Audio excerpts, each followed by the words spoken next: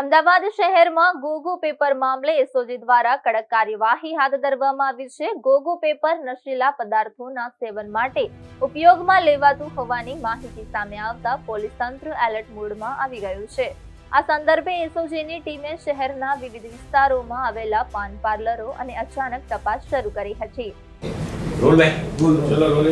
Sir, SOG દ્વારા ખાસ સમગ્ર શહેરની અંદર એક મુહિમ ચલાવવામાં આવી રહી છે। પાન પાર્લર ઉપર સર્ચ કરવામાં આવી રહ્યું છે। કઈ બાબતોને લઈને સર્ચ કરવામાં આવે છે, મુખ્યત્વે ઉદ્દેશ શું છે અને ક્યાં સુધી આ ડ્રાઈવ ચાલશે?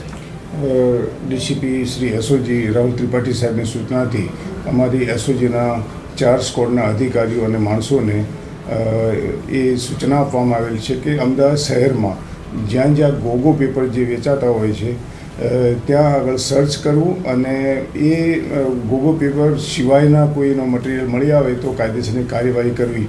આ બેઝ ઉપર ગઈકાલે નરોડા અમારી ટીમ એક ગયેલી અને એમાં ગોગો પેપરના આડેઠળ ગાંજો પણ મળી આવેલ। ગોગો પેપર સસ્પેક્ટેડ જ છે કે ગોગો પેપર જો વ્યક્તિ લેવા આવે મોટાભાગે નાર્કોટિક્સની જે મટીરિયલ છે એ ભરી અને એ ડ્રિંક્સ કરતા મતલબ પીતા હોવાનું માલુમ પડેલ છે। ગોગો પેપરમાં એવી છે કે એનો તમાકુ કે જે ગાંજો છે ભરી અને સિગરેટ ટાઈપ બનાવી અને એનો લોકો ઉપયોગ કરતા હોય છે।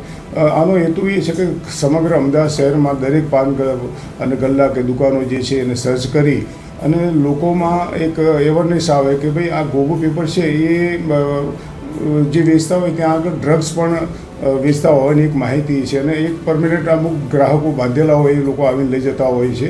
એટલે ખાસ હેતુ એ કે આની ઉપર કંટ્રોલ આવે અને જે ગોગો પેપર છે એ કોઈ કાનૂન મતલબ ગુનાહિત નથી એટલે એના ઉપર ખાલી કોઈ કાર્યવાહી થઈ શકતી નથી, પણ ગોગો પેપરની અંદર નાખી અને જે ડ્રગ્સ કે તમાકુ કે જે ગાંજો એ લોકો ભરીને પીતા હોય એ ગુનો બને છે। તો અમે એમાં એક કેસમાં મતલબ ગઈકાલે સક્સેસ થયા છીએ। અમારો હેતુ વધુમાં વધુ આ પાનના ગલ્લા અને ગોગો વેચનાર વ્યક્તિઓને ચેક કરી અને આને કંટ્રોલ લાવવા માટેનો એક પ્રયત્ન। ઓકે।